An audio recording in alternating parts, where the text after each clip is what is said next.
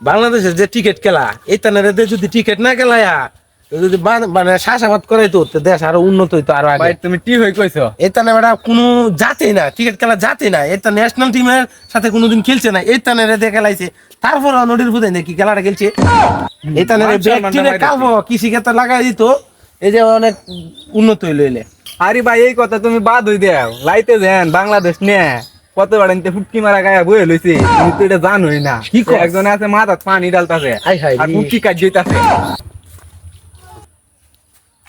আল্লাহ গো, এ বেটা সোজে তোর আজকে বেটা বৃষ্টি বাদলের দিন, ঠান্ডার দিন, বেটা তুই পানি ডালতাছ সমানে মাথা, কেছে তোর কেছে রে? বাইরে ভাই কি কইয়াম, দুঃখের কথা না কইলেও চলে না। আচ্ছা কই লাইতাছিন বাংলাদেশের খেলা, বাংলাদেশের খেলা দেখে বউ জেটি বেচছে বাংলাদেশের পক্ষে লাগাই দিছিলাম, মনে করছি ডাবলে ডাবল হইব। ভাই আমার তো সর্বনাশ হয়ে গেছে গা, লুলা টিমের লগে খেলা পড়ছে বাংলাদেশ যে বড় লুলা, ভাই আমি আগে জানতাম না, মনে করছি তো বাংলাদেশ জিতবো।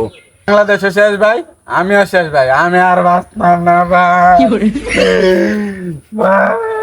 এই বেটা খেলায় রে এমনি মা পানি ডাল লইব তো জন মাথা নষ্ট হবে। আল্লাহ কুয়ে দিবি বলে বললাম।